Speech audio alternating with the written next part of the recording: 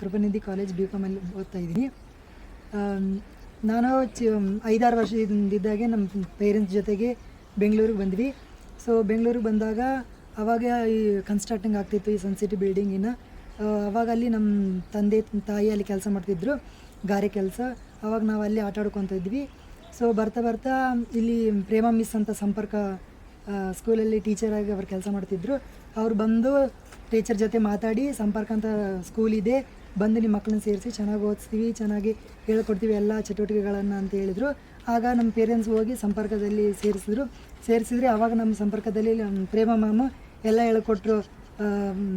ಸ್ಟಾರ್ಟಿಂಗಿಂದ ಎಲ್ಲ ABCD ಆಗಿರ್ಬೋದು, ಅಂಕಿಅಂಶಗಳಾಗಿರ್ಬೋದು, ಎಲ್ಲ ರೀತಿ ಮಾಹಿತಿಗಳನ್ನು ಹೇಳಿದ್ರು, ಚಟುವಟಿಕೆಗಳನ್ನು ಮಾಡಿದ್ರು. ಹಾಗೆ ಪೌಷ್ಟಿಕ ಆಹಾರಗಳನ್ನು ಕೂಡ ಕೊಟ್ಟರು. ತುಂಬ ಚೆನ್ನಾಗಿದ್ವಿ. ಹಾಗೆ ಬರ್ತಾ ನಾನು 6 ವರ್ಷ ಆಯಿತು. 6 ವರ್ಷದಾಗ ಆವಾಗ ಈ ಮಕ್ಕಳಿದ್ದು ಹೀಗಿದ್ದರೆ ಆಗಲ್ಲ ಅಂತ ಹೇಳಿ ಪ್ರೇಮ ಮಿಸ್ ಹೋಗಿ ಗೌರ್ಮೆಂಟ್ ಸ್ಕೂಲಿಗೆ ಅಡ್ಮಿಷನ್ ಮಾಡಿಸಿದ್ರು.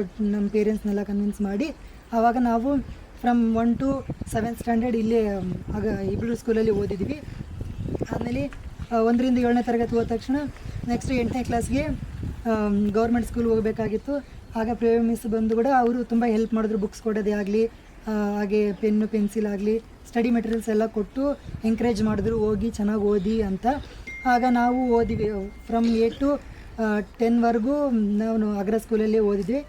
ಆದಮೇಲೆ ಅಲ್ಲಿ 10th ಸ್ಟ್ಯಾಂಡರ್ಡಲ್ಲಿ ಚೆನ್ನಾಗಿ ಓದೆ, ಮಾರ್ಕ್ಸ್ ಕೂಡ ಚೆನ್ನಾಗಿ ಬಂತು. First of all special thanks ಅಂದರೆ ಸಂಪರ್ಕದವರಿಗೆ ಹೇಳ್ತೀನಿ. ಥ್ಯಾಂಕ್ ಯು ಸೋ ಮಚ್ ಸಂಪರ್ಕ.